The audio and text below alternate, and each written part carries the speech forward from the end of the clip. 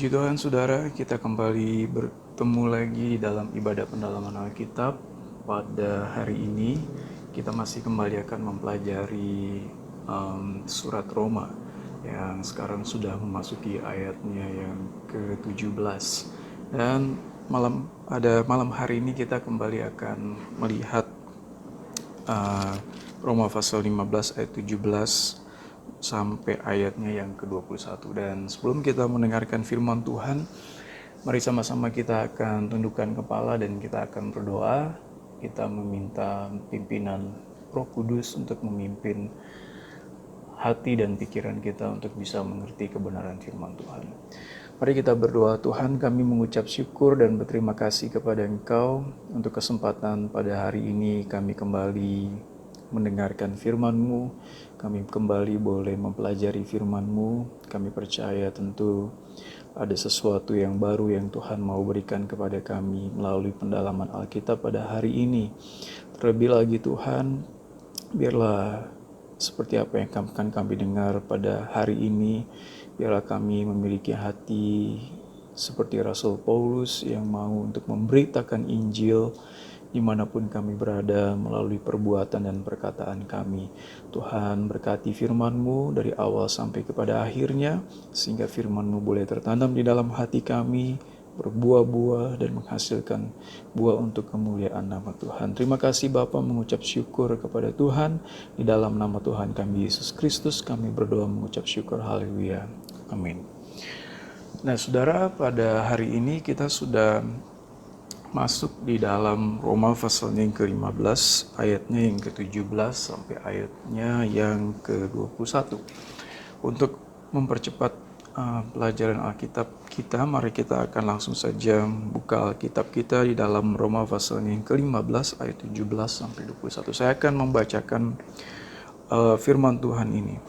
Roma pasalnya yang ke-15 ayatnya yang ke-17 sampai 21. Demikian firman Tuhan, jadi dalam Kristus aku boleh bermegah tentang pelayananku bagi Allah.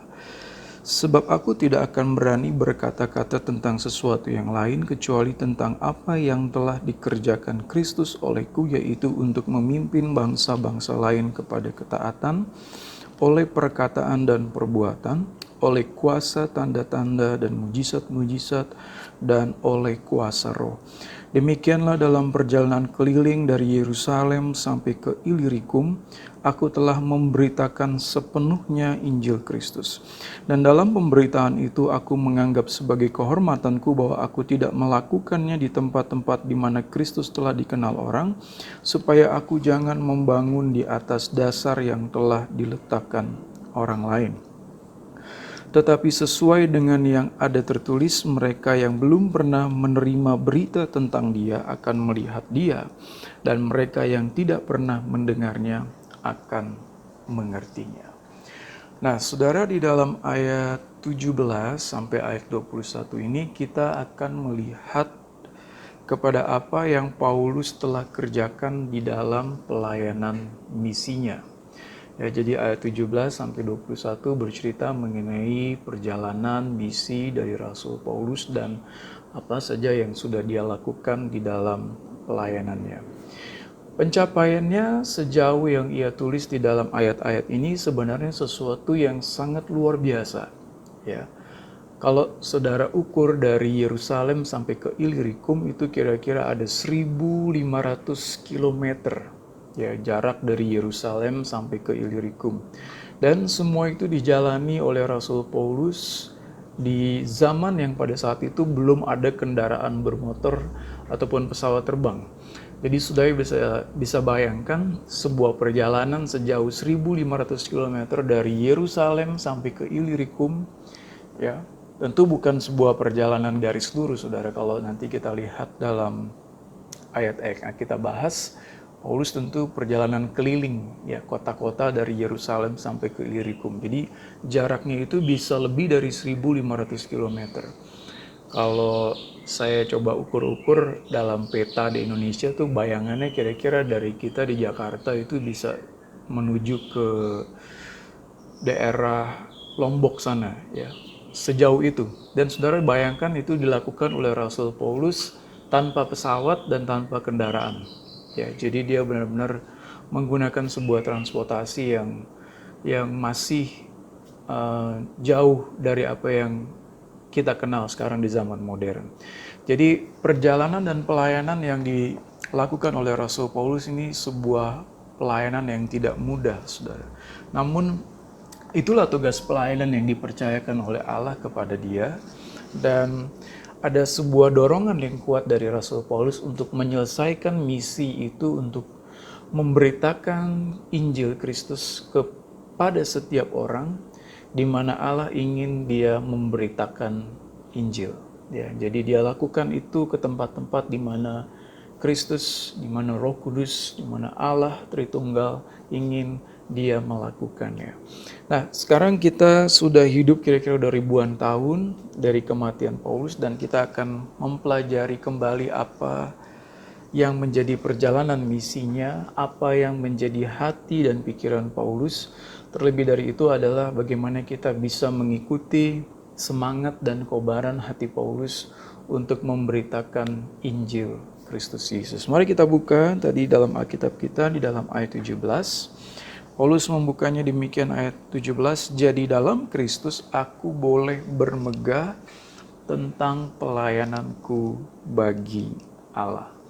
Nah, ayat ini masih berkaitan dengan ayat 15 dan 16. Nah, ayat 15 dan 16 itu, saudara, adalah ayat yang menceritakan mengenai gambaran pelayanan keimamatan, ya, di mana Rasul Paulus di sana seolah-olah dia bertindak seperti seorang imam yang membawa bangsa-bangsa lain kepada Allah sebagai korban yang berkenan kepada Allah dan disucikan oleh kuasa Roh Kudus. Jadi di dalam ayat 15 dan 16 itu bercerita mengenai keimamatan, ya, pelayanan keimamatan. Dan Paulus menggambarkan dirinya seperti seorang imam yang membawa bangsa-bangsa lain kepada Allah sebagai sebuah korban. Tetapi korban yang kita lihat di dalam Perjanjian Lama bukan sembarang korban, tetapi korban yang berkenan kepada Tuhan, yaitu korban yang sudah disucikan oleh Roh Kudus. Jadi ayat 17, ketika Paulus berkata, "Jadi di dalam Kristus aku boleh bermegah tentang pelayananku," berarti dia sedang, di sini Paulus sedang mengatakan bahwa pelayanan keimamatan yang dia lakukan di dalam ayat 15 sampai 16 itulah yang membuat Paulus bermegah. Ya, pelayanan keimamatan yang dikerjakan oleh Rasul Paulus dalam ayat 15 sampai 16 itulah alasan dia untuk bermegah. Namun kita lihat bahwa pelayanan yang dilakukan oleh Rasul Paulus itu bukanlah sesuatu yang dia lakukan sendiri, karena pelayanan itu adalah apa yang Kristus kerjakan di dalam dirinya. Jadi pelayanan yang Paulus lakukan itu bukan pelayanan yang dia kerjakan sendiri, tetapi apa yang Kristus lakukan di dalam dirinya, atau apa yang kasih karunia Allah kerjakan di dalam dirinya. Makanya di dalam ayat 17 kita melihat bahwa Paulus mengatakan, "Di dalam Kristus aku boleh bermegah." Ya. Jadi kalau secara bahasa yang lebih berani gitu ya, lebih bold, lebih tegas, kata bermegah itu sebenarnya mirip seperti menyombongkan gitu ya. Ya, boasting dalam bahasa Inggris dipakai kata itu. Jadi seakan-akan Paulus bermegah, menyombongkan gitu ya. Tetapi dalam artian bukan yang negatif ya, saudara. Jadi di sini bermegah ya di dalam Kristus ya. Karena kalau kita baca di dalam tulisan-tulisan Paulus ya, di dalam Alkitab, kita melihat bahwa kita tidak boleh bermegah ya, kita tidak boleh menyombongkan diri. Tetapi di sini Paulus dia berani bermegah karena kemegahannya itu dia lakukan di dalam Kristus ya. Setiap kemegahan di luar daripada itu adalah sesuatu yang tidak layak, tidak patut dilakukan. Ya, jadi jangan kita bermegah, ya, jangan kita menyombongkan diri tentang apa yang kita sudah capai. Paulus ketika dia berkata aku bermegah, dia lakukan itu di dalam Kristus. Artinya apa? Paulus hanyalah sebuah instrumen di mana Allah lah yang bekerja di dalam dia untuk mengerjakan pelayanan itu. Ya, jadi seringkali banyak orang menganggap dirinya penting gitu ya saudara, menganggap dirinya yang paling berjasa, menganggap dirinya lah yang paling hebat di dalam pelayanan. Tetapi kalau kita lihat di dalam ayat ini, Paulus tidak berani bermegah, ya. Dia malah justru mengatakan kalau aku bermegah, aku lakukan itu di dalam Kristus. Jadi sebenarnya ini menunjukkan kerendahan hati, bahwa Paulus tahu pelayanannya dia bisa lakukan itu karena Kristus, karena kasih karunia Allah yang bekerja di dalam dia. Karena itu dia katakan, aku boleh bermegah di dalam Kristus tentang pelayananku bagi Allah. Nah, di dalam ayat 18 dia berkata, sebab aku tidak akan berani berkata-kata tentang sesuatu yang lain. Nah, di sini kita melihat setelah Paulus dia mengungkapkan kemegahannya, lalu dia di dalam ayat 18 dia katakan sebab aku tidak akan berani berkata-kata tentang sesuatu yang lain. Kalau kita baca kalimat ini menunjukkan bahwa Paulus sangat berhati-hati. Ya. Paulus memiliki kesadaran bahwa ada bahaya ketika kita bermegah. Ya, artinya saudara, meskipun di dalam ayat 17 Paulus katakan bahwa dia bermegah di dalam Kristus, tetapi dia tidak berani berkata-kata tentang sesuatu yang lain kecuali tentang apa yang Kristus telah kerjakan melalui aku. Ya. Jadi kemegahan Paulus dia batasi. Ya, kemegahan itu dia batasi, yaitu dia tidak berani berkata tentang sesuatu yang lain kecuali tentang apa yang Kristus telah kerjakan, atau dalam bahasa aslinya itu memiliki makna juga apa yang Kristus telah capai, ya, menunjukkan sebuah pencapaian, bukan hanya pengerjaan. Ya, kalau kita pakai kata kerjakan berarti kan menunjukkan proses, tetapi capai berarti menunjukkan ada sebuah hasil. Kata Yunaninya memang memiliki range arti sampai ke sana, bahwa apa yang Kristus telah kerjakan atau capai melalui diri Rasul Paulus. Jadi, saudara, apa yang Paulus sampaikan di sini adalah bukan apa yang dikerjakan oleh orang lain. Ya, dia tidak berani mengklaim pekerjaan orang lain sebagai pekerjaannya, tetapi dia hanya berani berkata-kata tentang apa yang Kristus telah kerjakan melalui dirinya. Ya, jadi Paulus tidak mau mengklaim ya pekerjaan orang lain. Ya, misalnya kalau jemaat di Roma ini memang bukan jemaat yang didirikan oleh Rasul Paulus. Ya, dia tidak berani mengklaim bahwa Roma adalah kota yang jemaat yang dia dirikan. Meskipun saudara, meskipun kita bisa mengatakan bahwa Roma ini termasuk salah satu daerah yang sebenarnya bagian daripada pelayanan Paulus, karena kita tahu bahwa Paulus adalah rasul bagi bangsa-bangsa lain. Tetapi Paulus tidak mau mengklaim, ya. Jadi Paulus tahu batasan. Paulus tahu kasih karunia Allah baginya. Paulus tahu batas-batas kerjanya. Jadi dia tidak mau mengklaim apa yang dikerjakan oleh orang lain. Dia hanya mau menceritakan apa yang Kristus telah kerjakan di dalam dirinya, melalui dirinya, yaitu kita lihat nanti bahwa daerah-daerah di mana Paulus memberitakan Injil. Maka saudara, di sini kita mengerti bahwa Kristus sendirilah, bahwa Yesus sendirilah yang merupakan otoritas di dalam atau di balik daripada Injil yang diberitakan oleh Rasul Paulus. Kristus sendirilah yang menjadi sumber otoritas dari misi yang dilakukan oleh Paulus. Tetapi otoritas itu bukan sesuatu yang jauh di sana, Ya, bukan sesuatu yang ada di sorga lalu Paulus diberikan otoritas, tetapi otoritas yang diberikan oleh Tuhan itu sungguh-sungguh bekerja di dalam diri Paulus. Artinya otoritas Allah itu bekerja melalui Paulus. Jadi kalau kita baca di dalam ayat 18 tadi, kecuali tentang apa yang dikerjakan Kristus olehku, yaitu untuk memimpin bangsa-bangsa lain kepada ketaatan. Jadi Tuhan memberikan otoritas sebagai seorang rasul untuk memberitakan Injil di dalam diri Rasul Paulus, yaitu untuk memimpin bangsa-bangsa lain kepada ketaatan. Jadi tujuan pemberian otoritas Allah kepada Rasul Paulus adalah untuk memimpin setiap bangsa yang ada di dalam dunia ini kepada ketaatan kepada Kristus. Ya.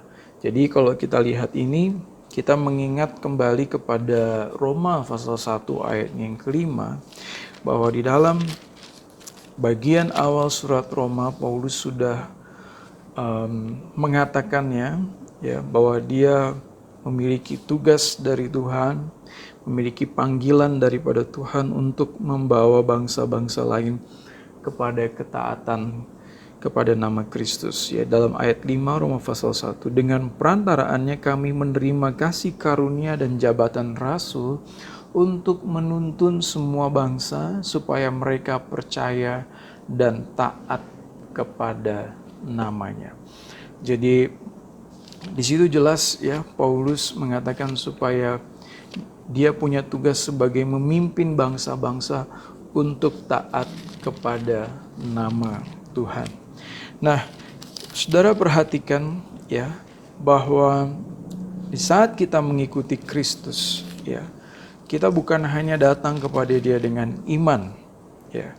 Karena jelas Paulus katakan baik di dalam Roma pasal 1 ayat 5 maupun di dalam Roma pasal 5 ayat yang ke-18, ketika kita datang kepada Kristus, Allah bukan hanya melihat iman ya, melihat kepercayaan kita, tetapi Dia juga menuntut ketaatan ya. Berarti kata ketaatan itu merupakan sebuah respon yang diharapkan ketika seseorang mendengarkan Injil Tuhan.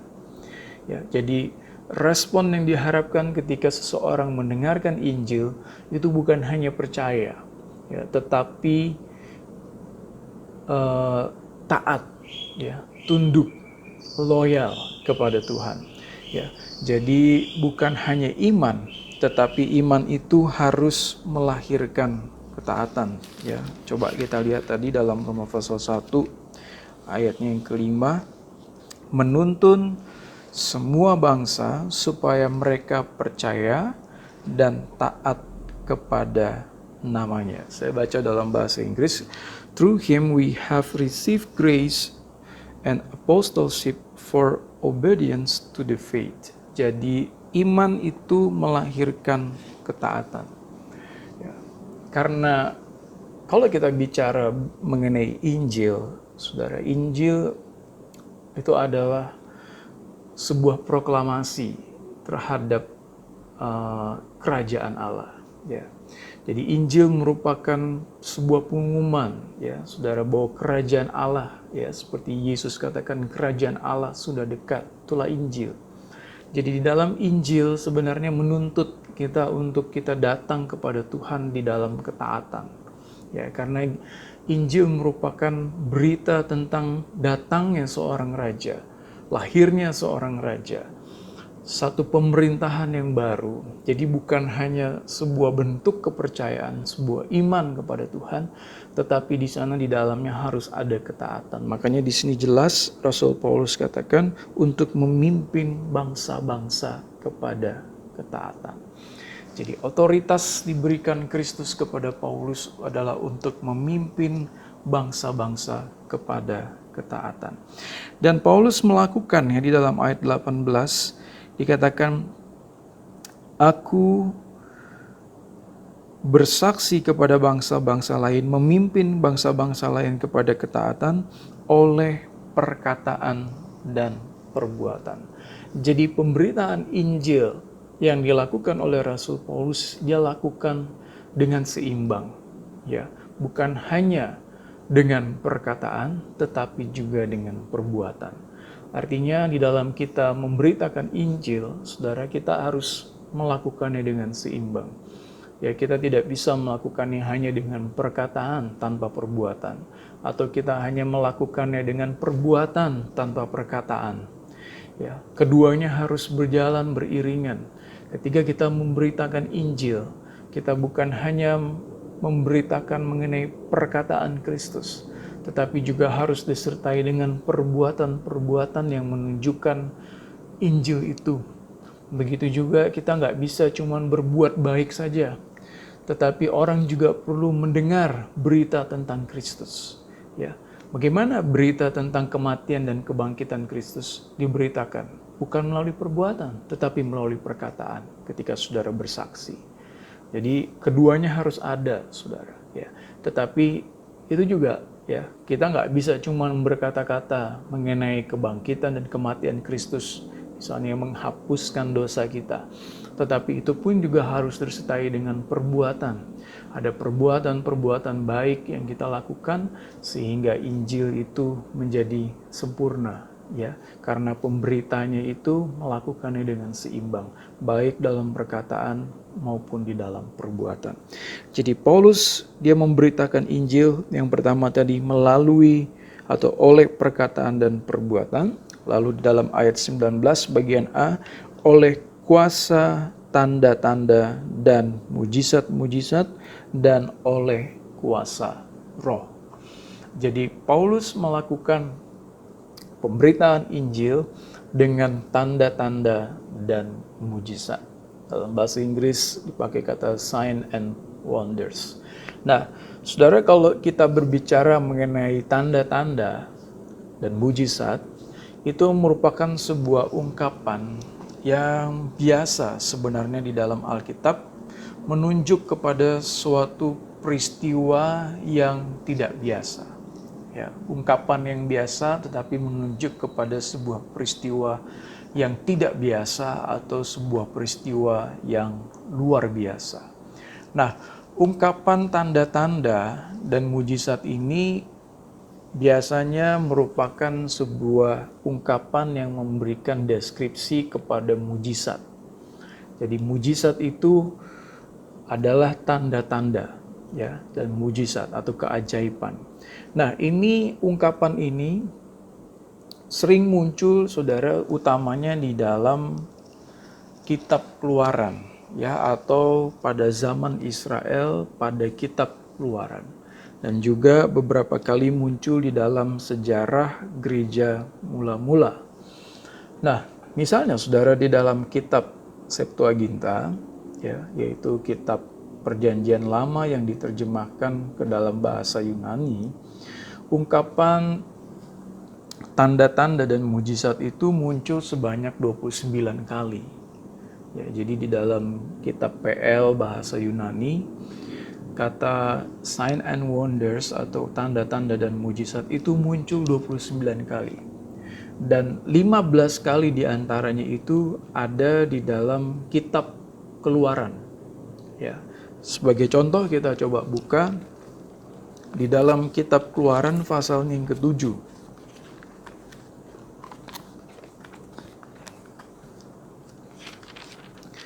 Keluaran pasalnya yang ke-7, ayatnya yang ke-3. Tetapi aku akan mengeraskan hati Firaun dan aku akan memperbanyak tanda dan mujizat-mujizat yang kubuat di tanah Mesir. Ya. Satu contoh lagi. Selain ayat 3, misalnya kita buka di dalam ayat 9, masih dalam pasal yang sama. Apabila Firaun berkata kepada kamu, tunjukkanlah suatu mujizat, maka haruslah kau katakan kepada Harun, ambillah tongkatmu dan lemparkanlah itu di depan Firaun, maka tongkat itu akan menjadi ular. Nah, jadi istilah ini atau ungkapan ini banyak muncul di dalam kitab Keluaran. Tentu ketika Paulus memakai istilah ini, dia tentu sadar betul, saudara, ya, bahwa ini adalah istilah yang dipakai banyak di dalam kitab Keluaran. Dan tampaknya Paulus memang sengaja memakai istilah ini untuk memberikan ilustrasi kepada pelayanan kerasulannya atau apostoliknya itu memiliki hubungan dengan sejarah keselamatan. Ya. Jadi saya ulangi lagi, pelayanan kerasulan Paulus itu memiliki hubungan dengan sejarah keselamatan seperti yang kita lihat di dalam kitab Keluaran. Ya, artinya apa, saudara? Artinya Paulus melihat bahwa adanya Exodus. Ya, kitab Keluaran itu dalam bahasa Inggris dipakai Exodus. Jadi adanya Exodus secara eskatologis, artinya ke depan, bahwa Injil itu akan keluar dari tanah Palestina kepada dunia. Ya. Jadi kenapa Paulus memakai istilah tanda-tanda dan mujizat, di mana istilah ini banyak dipakai dalam kitab Keluaran, karena dia ingin mengilustrasikan, ya, bahwa Injil itu keluar dari tanah Palestina kepada dunia dengan tanda-tanda yang heran dan ajaib. Ya, jadi ini ada hubungannya dengan sejarah keselamatan, ya, yang dikerjakan oleh Allah. Dan tanda-tanda dan mujizat itu Paulus katakan tadi hanya dikerjakan oleh kuasa Roh Kudus. Jadi kuasa Roh Kudus yang dicurahkan di hari Pantekosta kepada murid-murid itu adalah kuasa yang diberikan Tuhan untuk memberitakan Injil. Dan di dalam kuasa itu ada kuasa untuk, ya, mengadakan mujizat-mujizat, mengadakan tanda-tanda yang heran.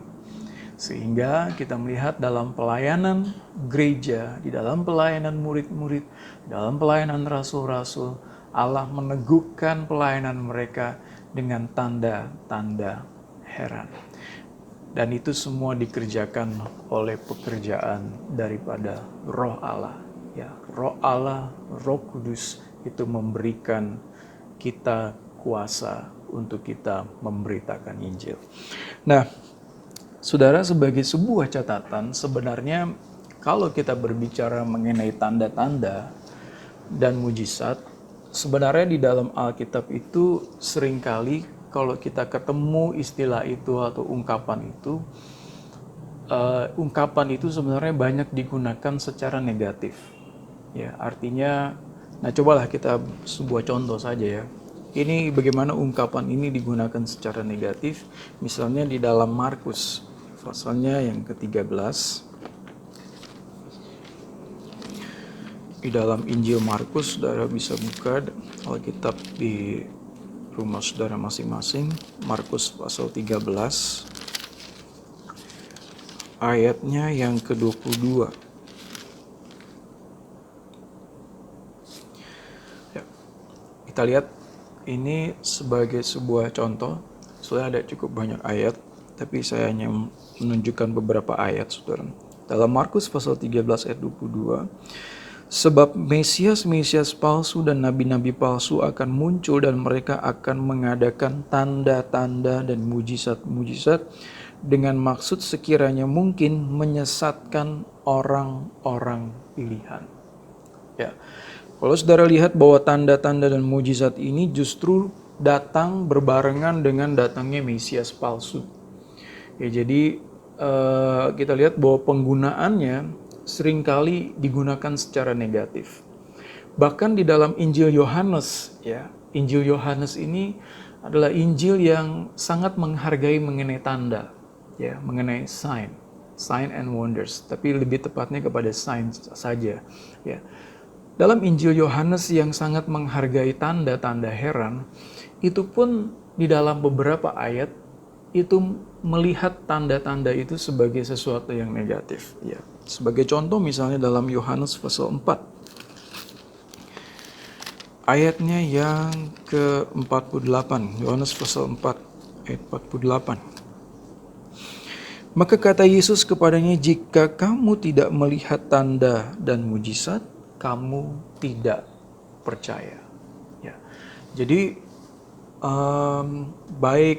banyak tulisan-tulisan di dalam Alkitab sebenarnya tanda-tanda dan mujizat itu lebih banyak dalam ayat-ayat itu digunakan secara negatif. Ya, jadi ada orang-orang yang memang pergi kemana-mana hanya mencari tanda dan mujizat. Ya, jadi hati-hati saudara, jangan sampai kita menjadi orang Kristen yang mencari tanda. Ya, karena saya jadi ingat perkataan salah satu guru kami waktu di sekolah Alkitab. Ya, dia menulis di sebuah bukunya, tidak salah di dalam kitab Wahyu, dia katakan orang Kristen itu bukan mencari tanda, tetapi tanda-tanda itu justru mengikuti dia, menyertai. Ya, tapi sekarang kita lihat di mana-mana banyak sekali orang yang justru mencari tanda. Makanya Yesus katakan, kalau kamu nggak lihat tanda dan mujizat, kamu nggak percaya. Ya, hati-hati saudara, jangan sampai kita mengikut Tuhan karena kita hanya mau cari tanda, ya, cari mujizat. Kalau tidak ada tanda, tidak ada mujizat, berarti saya tidak mau mengikuti Yesus. Saya tidak mau mengikuti Tuhan. Nah, di sini tadi sudah diperingatkan di dalam Markus pasal 13, hati-hati ada Mesias palsu, ya. Ada juru selamat palsu, ada raja-raja palsu, ada orang-orang yang mengklaim dirinya mungkin sebagai Mesias, ya, pergi ke seluruh dunia menganggap dirinya sebagai Mesias, dan dia punya juga di dalamnya ada tanda-tanda dan mujizat. Dan banyak orang datang kepada mereka, mereka percaya bahwa itu adalah cara Tuhan, tetapi ternyata sebenarnya mereka bukan datang daripada Tuhan. Jadi saudara jangan mencari tanda, tetapi justru orang percaya itu diikuti atau disertai oleh tanda-tanda dan mujizat. Nah, kenapa Paulus di sini sekarang kita lihat bahwa dia menggunakan sebuah frasa yang sebenarnya banyak digunakan secara negatif. Nah, kalau kita lihat di sini bahwa Paulus sepertinya tanpa ragu, bahkan dia tidak memberikan klarifikasi, dia menggunakan istilah atau ungkapan ini secara positif karena mungkin Paulus ingin mengaitkan ini dengan sejarah keselamatan, ya, yang ada di dalam kitab Keluaran, seperti di dalam yang kita lihat nanti di dalam Ibrani pasal 2 ayat 4. Ya, Ibrani pasal 2 ayat 4 mungkin adalah satu-satunya ayat yang menggunakan istilah ini kepada sebuah nilai yang lebih positif. Jadi kenapa Paulus memakai istilah yang banyak dipakai secara negatif di dalam Alkitab? Mungkin karena dia ingin mengaitkan ini dengan tadi sejarah keselamatan. Jadi Paulus ingin menunjukkan bahwa Tuhan, ya, memberitakan Injil itu dia bisa meneguhkan dengan tanda-tanda dan mujizat. Tetapi berita itu yang sebenarnya itu bukanlah pada tanda-tanda itu, ya. Jadi ketika kita mendengarkan berita Injil, berita yang sebenarnya itu bukanlah di tanda-tanda dan mujizat, tetapi berita yang sebenarnya itu adalah mengenai Kristus, ya, mengenai Kristus yang sudah mati, sudah bangkit bagi kita. Itulah berita yang sebenarnya mengenai Injil. Ya, jadi saudara jangan mengaburkan, ya, berita Injil dengan tanda-tanda dan mujizat. Ya. Nah, di sini Paulus katakan, aku melakukan pemberitaan Injil, memimpin bangsa-bangsa lain melalui perkataan dan perbuatan, dan oleh kuasa tanda-tanda dan mujizat, dan juga oleh kuasa Roh Kudus. Demikianlah kita baca dalam ayat 19, dalam perjalanan keliling dari Yerusalem sampai kepada Ilirikum, aku telah memberitakan sepenuhnya Injil Kristus. Kalau kita lihat saudara, hasilnya ini sangat luar biasa. Paulus mengatakan dalam perjalanan keliling. secara literal atau secara harfiah itu berarti menunjukkan sebuah busur. Ya, jadi perjalanan dari Yerusalem sampai kepada Ilirikum, Paulus menggambarkannya itu seperti sebuah busur, di mana dikatakan dalam perjalanan itu Paulus memberitakan sepenuhnya Injil Kristus. Sepenuhnya Injil Kristus itu menunjukkan bahwa daerah-daerah di mana Paulus memberitakan Injil itu sudah sepenuhnya diberitakan Injil Kristus. Nah, perjalanan yang digambarkan seperti busur atau keliling, ya itu mirip katanya yang di dalam kata busur atau keliling itu dalam bahasa Yunani, saudara nanti bisa lihat di dalam Markus pasal 6 ayat 6b. Paulus di sana Yesus juga menggambarkan seperti berkeliling, adalah sebuah perjalanan. Kalau saudara nanti lihat di peta, ya di dalam maps mengenai dunia pada abad pertama atau dalam kekaisaran Roma pada saat itu, menunjukkan bagian tenggara yaitu Yerusalem, lalu menuju kepada bagian barat laut Ilirikum, pantai Balkan yang ada di seberang Italia. Ya, tadi saya sudah katakan di awal itu merupakan 1.500 km, ya saudara. Jadi Ilirikum itu kalau sekarang itu adalah daerah Yugoslavia dan Albania modern. Jadi Paulus menggambarkan perjalanan misinya itu bukan garis lurus, saudara, dari Yerusalem ke Ilirikum, tetapi dia menggambarkannya itu seperti sebuah rute yang bergerak mengeliling. Artinya di dalam perjalanannya itu dia berkeliling-keliling di sana. Ya, dia mengelilingi kota-kota yang ada di antara Yerusalem sampai kepada Ilirikum. Nah, pengakuan Paulus ini sebenarnya cukup mengejutkan, ya saudara, karena kita lihat bahwa tidak ada catatan bahwa Paulus pernah sampai kepada Ilirikum. Karena sejauh catatan yang kita punya mengenai perjalanan Paulus adalah bahwa dia sudah mencapai kota Filipi atau Tesalonika yang berada di dekat atau berada di dalam area yang lebih luas disebut sebagai Makedonia. Nah, memang Makedonia dan Ilirikum itu berdekatan, saudara. Ya, Makedonia itu berada di sebelah selatan daripada Ilirikum. Jadi mungkin di sini maksud Paulus dia bukan ingin menjelaskannya secara detail, tetapi ini merupakan sebuah grand design, ya, sebuah desain yang lebih besar. Jadi Injil yang diberitakan oleh Paulus itu sudah cukup luas dan sudah cukup kuat ditanam sehingga nama Kristus itu pasti akan terdengar sampai di daerah-daerah perbatasan, ya. Jadi Paulus memang baru, catatan yang kita tahu baru sampai kepada Makedonia, yaitu kota Filipi atau Tesalonika di sana. Tapi mungkin murid-muridnya sudah menjeladah sampai kepada Ilirikum. Nah, meskipun di sini kita melihat Paulus mungkin agak sedikit membesarkan perjalanannya, tetapi pencapaian yang dicapai oleh Rasul Paulus adalah sesuatu yang luar biasa. Karena sebelum Paulus memulai menginjil, ya, tidak ada daerah di Asia Minor atau Yunani yang mendengar mengenai nama Yesus. Ya, jadi sebelum Paulus menginjil itu tidak ada di daerah Asia Minor dan Yunani itu yang pernah mendengar nama Yesus. Nah, saat Paulus menulis surat Roma ini, sudah ada banyak komunitas-komunitas kecil yang tersebar luas di seluruh kekaisaran Roma, di mana ini merupakan sebuah pencapaian yang sangat signifikan karena tempat-tempat yang menjadi tempat penginjilan oleh Rasul Paulus itu juga merupakan tempat di mana kultus-kultus baru kekaisaran Roma berada.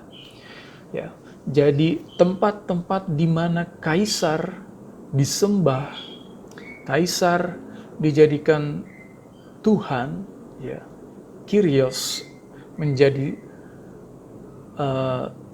Tuhan yang disembah, justru di tempat-tempat itulah Paulus memberitakan mengenai nama Yesus. Justru di tempat-tempat itulah Yesus dirayakan sebagai Mesias, sebagai Tuhan, sebagai Kyrios, sebagai Raja atas seluruh dunia.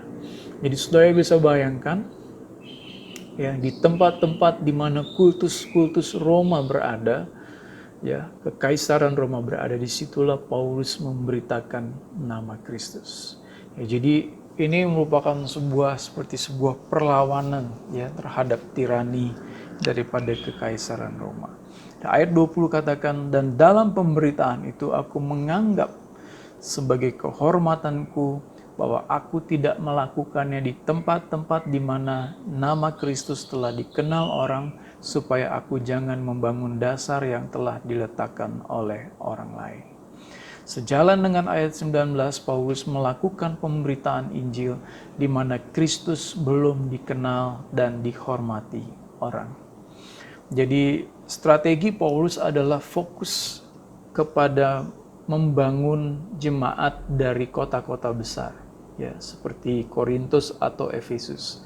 Dia akan tinggal di kota-kota itu selama beberapa waktu, mempersiapkan atau mendirikan fondasi kekristenan di sana, memberikan fondasi jemaat yang ada di sana, lalu dengan menggunakan kota-kota besar itu sebagai pusat untuk menjangkau daerah-daerah atau kota-kota yang lebih kecil di sekitarnya. Dan dia akan menggerakkan teman-teman sekerjanya untuk menjangkau orang-orang yang ada di sekitar kota itu. Ya, jadi ini strategi dari misi Paulus, ya. Jadi dia akan masuk dulu ke kota-kota besar, kota-kota yang utama, misalnya seperti kota Korintus, kota Efesus, baru dari sana dia akan membangun fondasi, mendirikan jemaat, membangun fondasi, baru setelah itu dia utuslah orang-orang yang sudah dia menangkan di kota itu untuk memberitakan Injil. Jadi ini strategi Paulus untuk memberitakan Injil. Nah, di sini kita melihat jelas bahwa Paulus di dalam ayat yang ke-20 dia katakan, dia berbicara mengenai supaya aku jangan membangun di atas dasar. Jadi kalau kita lihat pelayanan Paulus, dia lebih menggambarkan dirinya itu sebagai peletak fondasi. Ya. Jadi di mana Rasul Paulus menginjil, di mana Rasul Paulus memberitakan Injil, mendirikan jemaat, dia menggambarkan dirinya sebagai peletak fondasi. Bukan seseorang yang membangun seluruh struktur bangunan itu.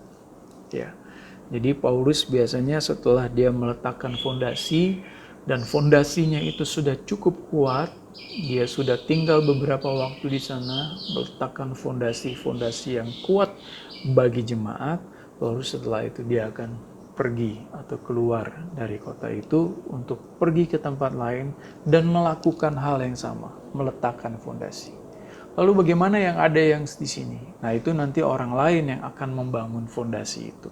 Ya, jadi Paulus bukan orang yang letakkan fondasi lalu dia yang bangun lagi sampai ke atas. Tidak, saudara. Tetapi dia hanya letakkan, lalu nanti dia lihat ada orang lain yang dipercayakan oleh Tuhan membangun di atasnya. Jadi Paulus menggambarkan dirinya sebagai seorang pembangun, ya, yang meletakkan fondasi. Atau kalau kita baca dalam 1 Korintus pasalnya yang ketiga, mari kita lihat 1 Korintus pasal yang ketiga. Ayatnya yang ke-6. Ya. 1 Korintus pasal 3. Aku menanam, Apolos menyiram, tetapi Allah yang memberi pertumbuhan. Jadi kita lihat Paulus di sini lebih menggambarkan dirinya sebagai orang yang menanam, planting, ya, orang yang meletakkan fondasi. Tetapi nanti ada orang lain, seperti misalnya di sini Paulus menyebut Apolos. Ya, jadi setelah Paulus tanam, nanti Apolos yang siram, lalu bertumbuh. Itu dikerjakan oleh Allah.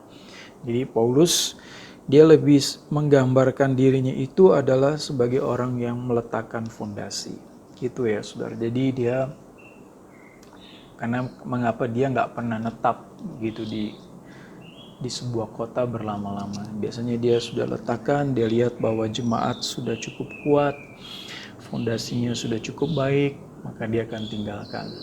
Nanti ada orang lain yang diutus oleh Tuhan untuk membangun di atas fondasi yang sudah diletakkan oleh Paulus.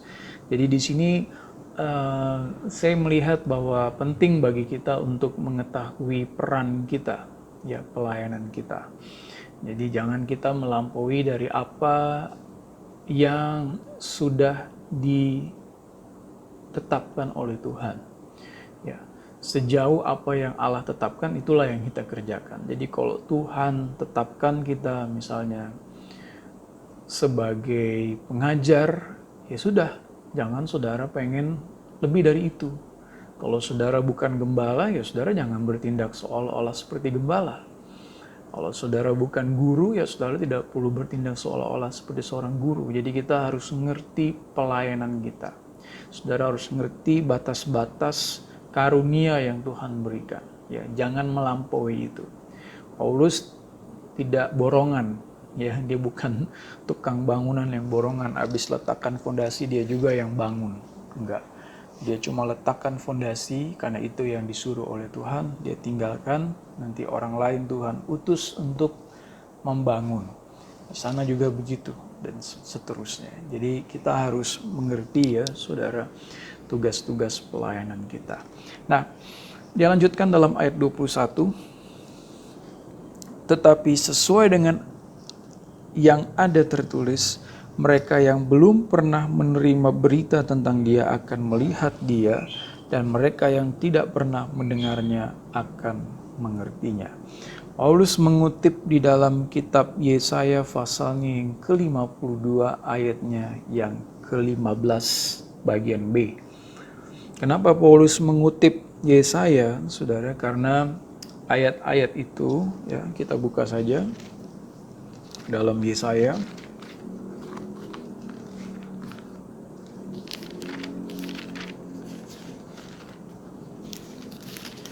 Pasalnya yang ke-52 ayatnya yang ke-15 bagian B. Sebab apa yang tidak diceritakan kepada mereka akan mereka lihat, dan apa yang tidak mereka dengar akan mereka pahami. Jadi ayat itu berbicara mengenai seorang hamba yang mengumumkan atau memberitakan pesan di hadapan bangsa-bangsa dan raja-raja. Dan mereka akan takjub dengan sebuah pesan yang asing bagi mereka.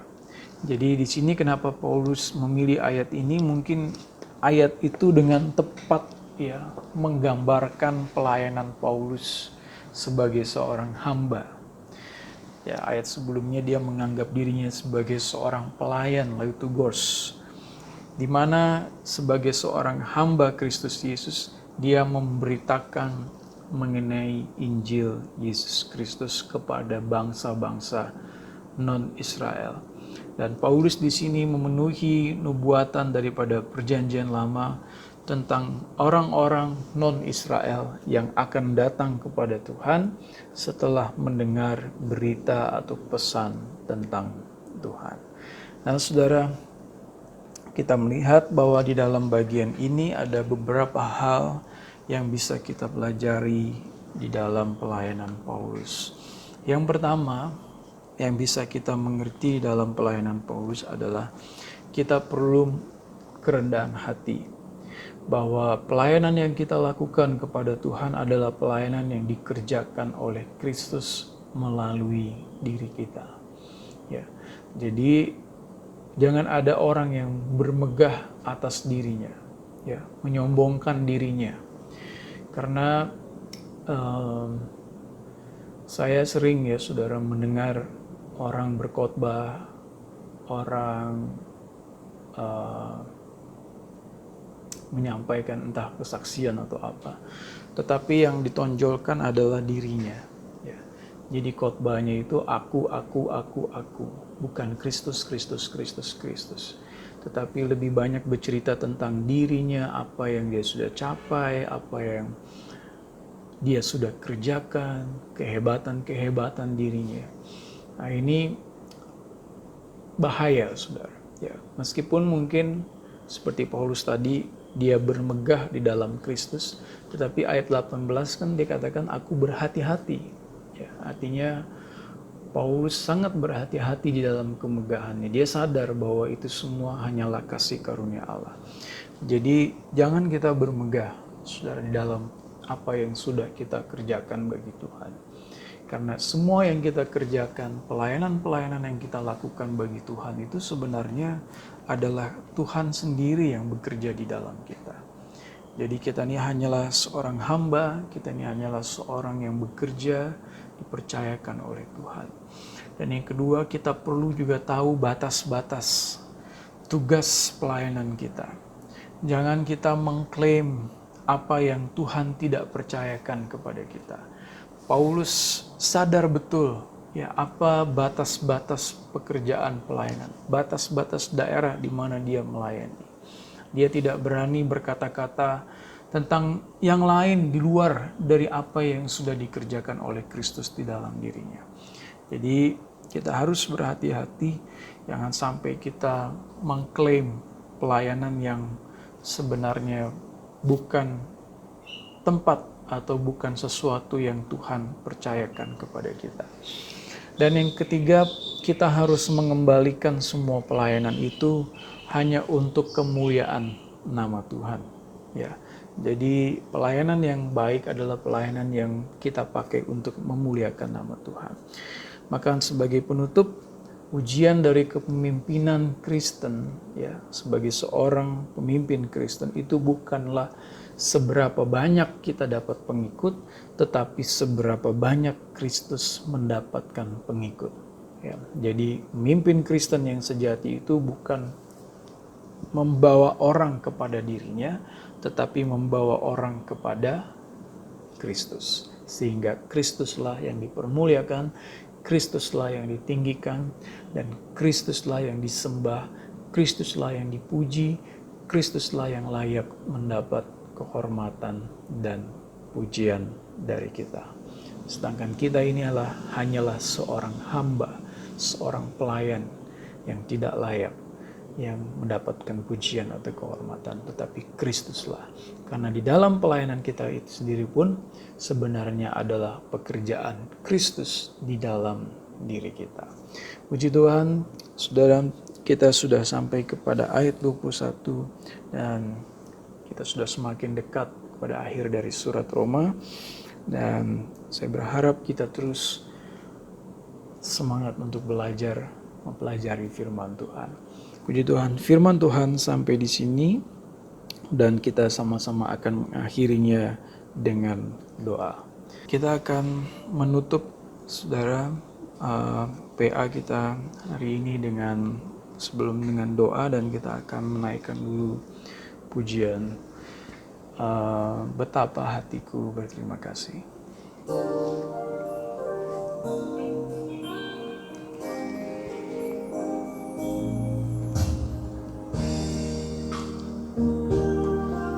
Hatiku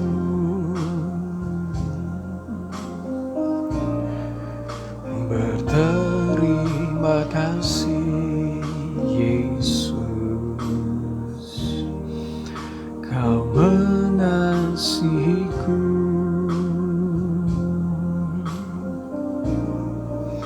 Kau memilikiku.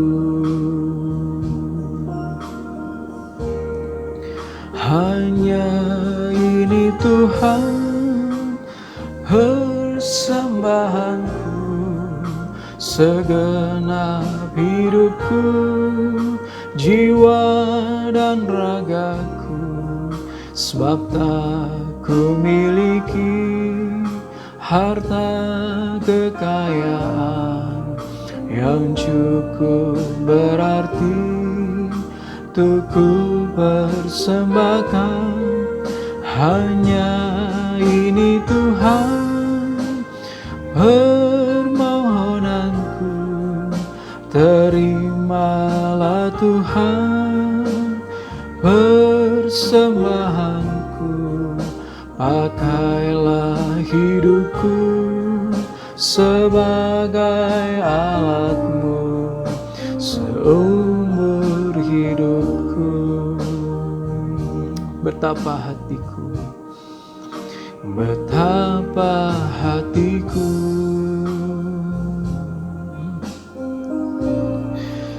berterima kasih Yesus, Kau mengasihiku, Kau memilikiku.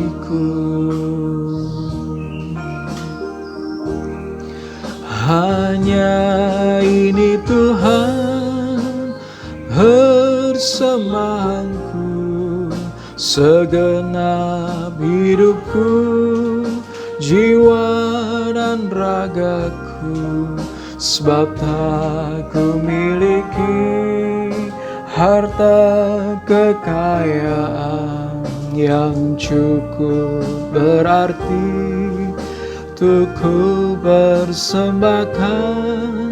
Hanya ini Tuhan persembahanku, segenap hidupku, jiwa dan ragaku, hidupku sebagai alatmu seumur hidupku. Pakailah hidupku, pakailah hidupku sebagai alatmu seumur hidupku.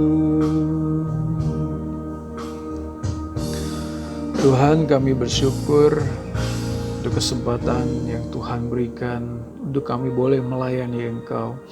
Kami percaya Tuhan bahwa setiap pelayanan-pelayanan yang kami kerjakan itu adalah datang daripada Tuhan sendiri yang mempercayakan pelayanan itu bagi kami. Kami hanyalah hamba-hamba yang dipakai oleh Tuhan untuk melayani Engkau.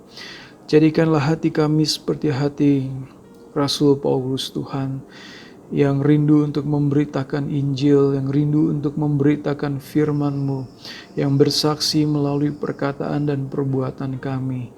Terlebih saat ini Tuhan, kami melihat bahwa dunia sedang ada di dalam sebuah kesusahan, di dalam sebuah penderitaan, dalam kesulitan yang besar. Biarlah kehidupan kekristenan kami boleh kami tunjukkan di dalam perkataan dan perbuatan kami Tuhan, memberitakan Injil Kristus dimanapun kami berada. Dunia ini perlu mendengar berita tentang kabar baik, yaitu berita mengenai bahwa Engkau sudah datang ke dalam dunia ini, mati bagi dosa-dosa kami, memberitakan keselamatan bagi dunia ini Tuhan. Dan kami percaya Tuhan Yesus, bahwa kalau kami bisa melakukan semua itu Tuhan, itu semuanya hanya oleh kekuatan daripada kuasa Roh-Mu. Biarlah Engkau memperlengkapi kami, mengurapi kami dengan Roh-Mu ya Tuhan, sehingga kami boleh menjadi saksi-saksi Tuhan dimanapun Tuhan menempatkan kami. Biarlah kami boleh melakukannya dengan setia, di mana Tuhan sudah mempercayakan pelayanan itu kepada kami. Terima kasih Tuhan untuk kesempatan yang indah. Kalau pada hari ini kami boleh mendengarkan firman-Mu.